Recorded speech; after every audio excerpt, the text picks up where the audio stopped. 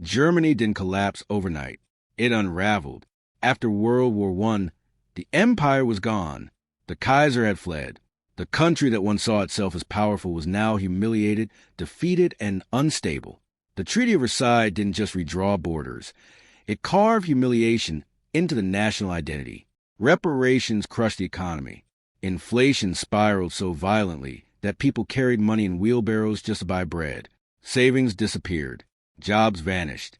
Trust in government collapsed. And in that chaos, people didn't just want answers. They wanted someone to blame. When a society breaks, it doesn't stay empty. Something fills the void. In Germany, that something was a dangerous idea, that the nation hadn't lost the war on the battlefield, but had been betrayed from within. This myth, called the stab in the back, spread quickly, and it needed targets, political opponents, minorities, and above all, Jews, not because of anything they had done, but because they were visible, different, and already facing centuries of prejudice across Europe. The narrative was simple, and that made it powerful. Into this unstable world stepped a man who understood something most people didn't, that in times of crisis, facts don't win people over. Certainty does. Germany in the 1920s wasn't just struggling, it was disoriented. People didn't know who to trust. Governments rose and fell. Promises were made, then broken. And in that confusion, Adolf Hitler offered something rare. Not nuance, not complexity. Clarity. He didn't stand in front of crowds and say, "The situation is complicated." He said, "I know exactly who is responsible." And for people who had lost everything, that certainly felt like relief. Hitler didn't invent anti-Semitism. Prejudice against Jews had existed in Europe for centuries. In religion, in culture, in conspiracy theories whispered long before he was born. But what Hitler did was different. He took those scattered ideas, resentments, stereotypes, old hatreds, and he systemized them. He gave them structure. He gave them language. He turned them into an ideology that explained everything. Economic collapse? Not random. Military defeat? Not inevitable. Political chaos? Not complex. According to him, it all traced back to the same enemy. And then he did something even more powerful. He repeated it again and again and again in speeches, in newspapers, in posters, in classrooms, until the idea stopped sounding extreme and started sounding familiar. When Hitler spoke, Germany wasn't just a country trying to recover. It was a nation under attack, not just from outside enemies, but from within. He described a hidden threat, an invisible force weakening the country from the inside. And fear like that spreads fast, because it turns uncertainty into something you can point at, something you can blame. And once people accepted that idea, he offered them a solution, not gradual reform, not cooperation, but removal. Remove the influence, remove the threat, remove the people he claimed were responsible. But here's what made it work. He didn't present this as cruelty. He presented it as restoration, a return to strength, a return to pride, a return to order. He wasn't asking people to hate. He was telling them they were defending their country. And that's how the shift happened. Not all at once, not with universal agreement. There were people who opposed him, people who doubted him, people who saw the danger, but they were divided, and the people who believed him were not. Hitler didn't rise because everyone followed him. He rose because enough people, frustrated, humiliated, and searching for answers, were willing to believe that he had them. And once that belief took hold, it didn't just stay in speeches. It moved into power. And from there, it became something far more dangerous. When Hitler became chancellor in 1933, there was no dramatic turning point, no single day where everything changed overnight.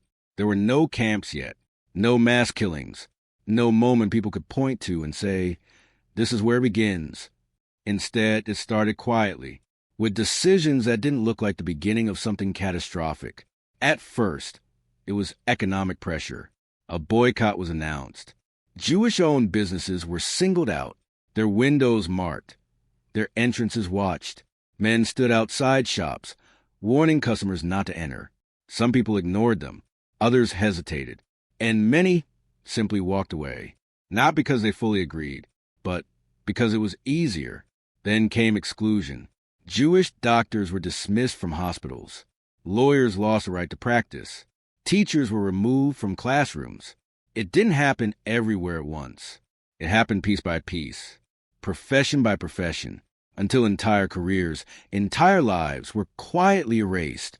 And then the law stepped in, not as chaos, but as order. The Nuremberg laws didn't feel like violence. They were written, debated, announced like any other legislation.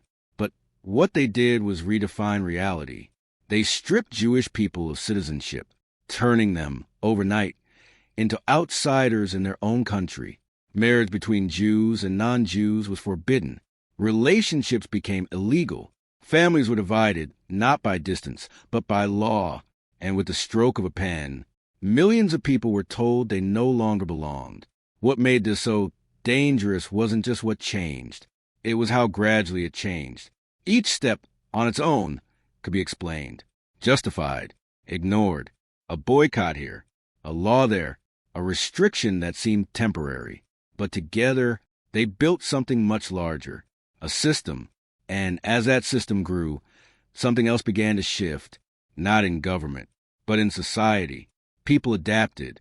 Shopkeepers stopped serving certain customers. Neighbors stopped speaking. Friends stopped visiting.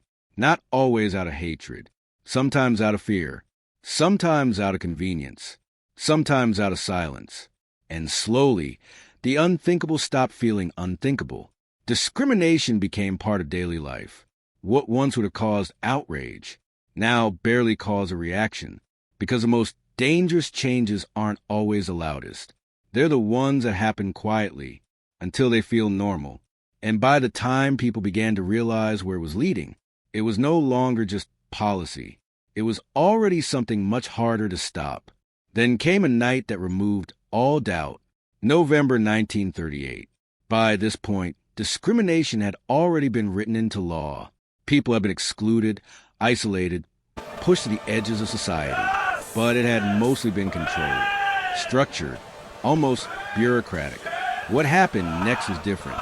It began suddenly. Across Germany and Austria, violence erupted at the same time. Not in one city, not in one neighborhood, but everywhere. Synagogues were set on fire. Not hidden, not in secret, but in full view. Flames rose into the night sky as firefighters stood by, not to stop the fires, but to make sure they didn't spread to nearby non-Jewish property. Shops were smashed open, glass shattered across entire streets, covering sidewalks like fragments of ice. Display windows destroyed, doors broken in, goods looted or thrown into the streets. That's why it would later be called the Night of Broken Glass. But the name doesn't capture what it really was. Homes were entered, families were dragged outside, people were beaten in the streets, while others watched, some in shock, some in silence, and some participating. And what made this night different wasn't just the scale. It was the absence of consequences. Police didn't intervene. Authorities didn't stop it, because they weren't meant to. This wasn't chaos. It wasn't a riot that spiraled out of control. It was coordinated. Signals had been sent. Orders had been given. Targets had been chosen. And by morning, the message was clear. What had once been gradual was now unmistakable. This wasn't about social pressure anymore. It wasn't just laws or restrictions.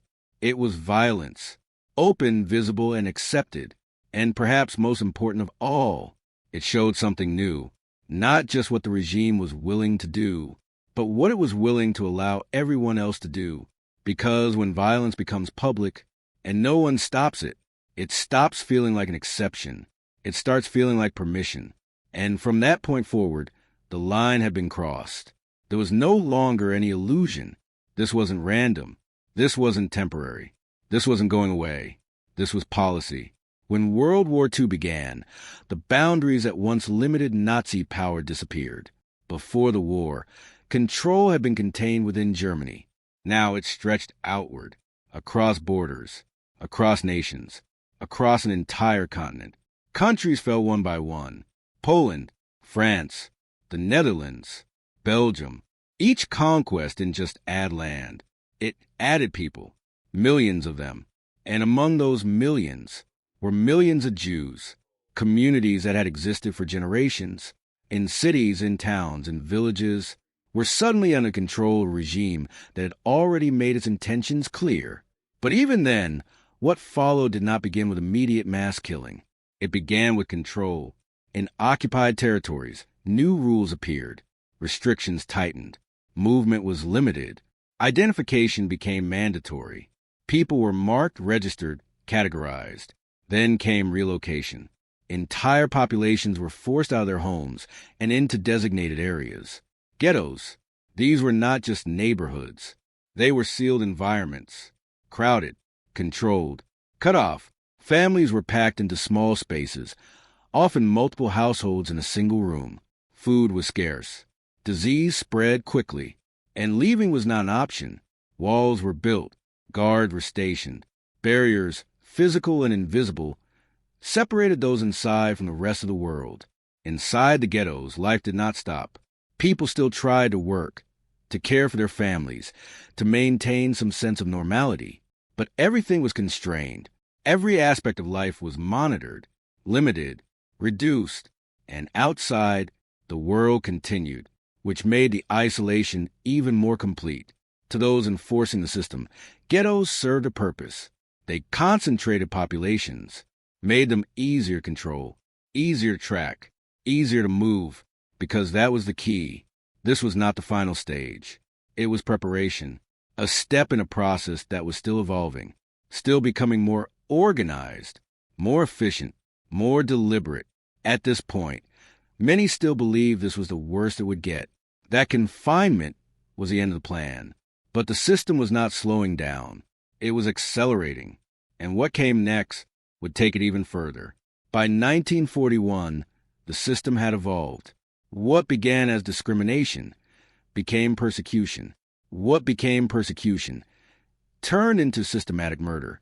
Not chaos, not random violence, but an organized, state-driven process. Planned, coordinated, executed. The Holocaust did not appear suddenly. It was built, decision by decision, law by law, step by step. So where did it begin? Not in the camps, not in the war. It began earlier, in economic collapse, in political instability, in fear, in propaganda, and in the moment society accepted the idea that some people mattered less than others.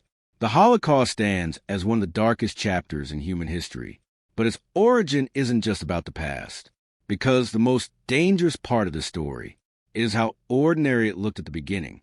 If this made you see history differently, subscribe, because understanding how it started is the only way to make sure it never happens again.